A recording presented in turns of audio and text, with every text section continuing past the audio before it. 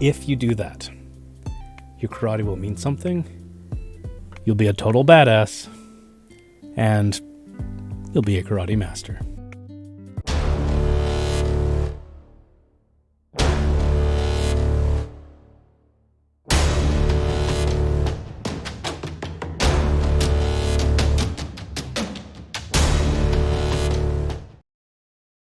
Hello, my name is Quinn, and this is my karate podcast, episode 11. Today, we're going to talk about how to be a karate master. I know, it sounds pretentious, but hear me out. Today, we're going to talk about the concept of Shu Ha Ri. Shu Ha Ri. Now, these words in Japanese, they mean shu, to learn the rules, to obey, to keep intact, to protect. Ha means to break the rules, to let go, to move away. Ri means to make the rules. You're in charge now. You go beyond, you transcend. Now, this concept of Shu Ha Ri, really it's just the process of learning. So when you are learning karate, what's the very first thing you do? You learn the basic movements, you learn the kata. Now, if you learn the kata, that means you are following the movements precisely, exactly the way your teacher taught them. Now, when it comes to the kata, I think it's also important that you understand the history, the intention behind them, right? Kata is not an esoteric set of movements. I've said it before, and I'll say it again. Every movement in your kata has an exact and intended purpose. And if you are teaching karate, or if you're learning it, ask your teachers this.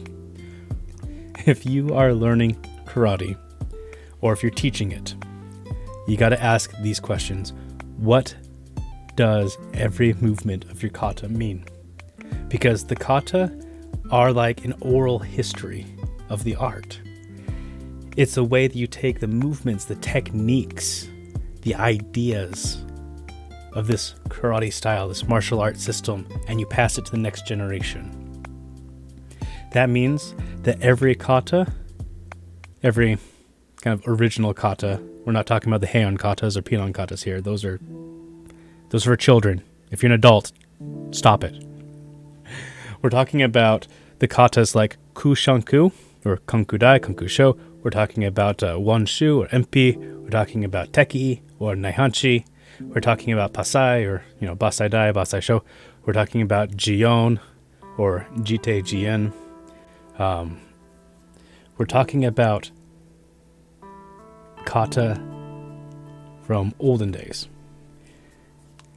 So, learn the kata. Shu, learn the rules. You learn the kata, and not only do you learn the movements of the kata, you learn the actual defenses for every movement.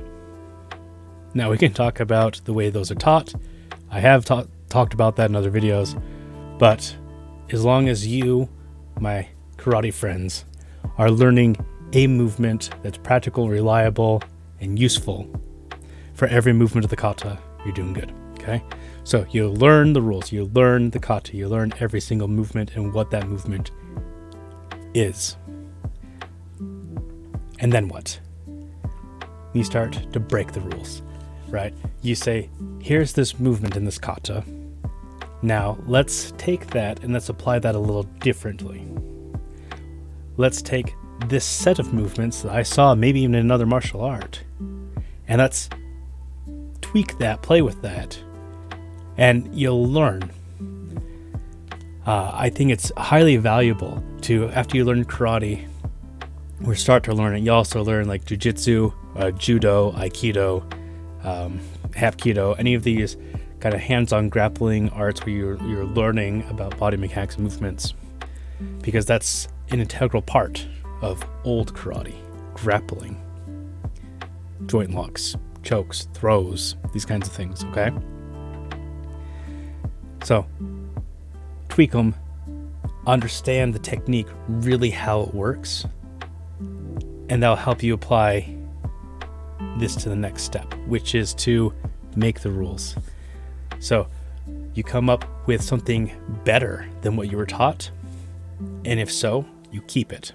See, karate, one of the problems I have with traditional karate is it's too stagnant, right? We focus too much on what your master taught you and not enough on, does this make sense?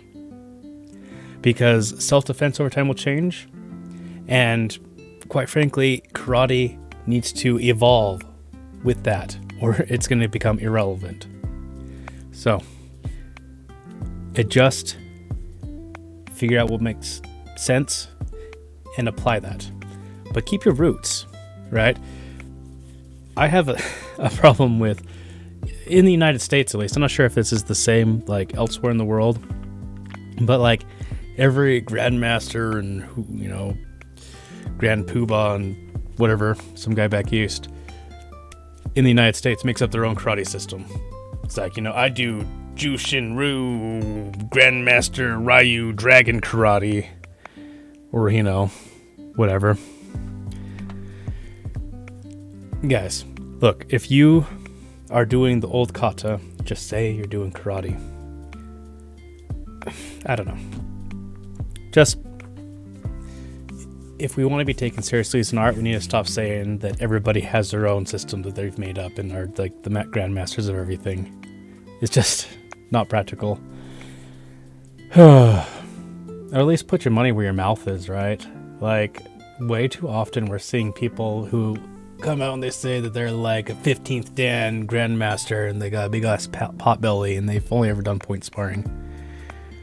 Sorry, I'm off track. Shu Ha Ri. Learn the kata, learn the rules, learn the movements. Ha, embellish on them. Break the rules. Learn what works really well. Ri, apply that to the way you teach. Keep the roots, keep the kata, the old kata, but teach the movements with practical defenses. And if you do that, and you choose like those 5, as an example, those 5 old kata that I talked about, you will be a karate master. Now, from another perspective, I want you to also focus on the way that you practice, okay? Just to tack this on the end there, let's talk about sparring. There's lots of good ways of teaching sparring to beginners, to children, to people who are inexperienced, things like point sparring. Fine, okay? But don't stay there. If you are a black belt, that should mean that you can spar with competency. So please include throws and grappling. Please do include groundwork. Please do include not just sporadic point sparring, but like timed rounds. Please do this at contact where you're hitting somebody and somebody's trying to do the same to you. If you do that, your karate will mean something. You'll be a total badass, and you'll be a karate master. Well, shorter video, guys, but that's my thoughts for tonight. Let me know what you think about my process of becoming a karate master. Until next time, sayonara.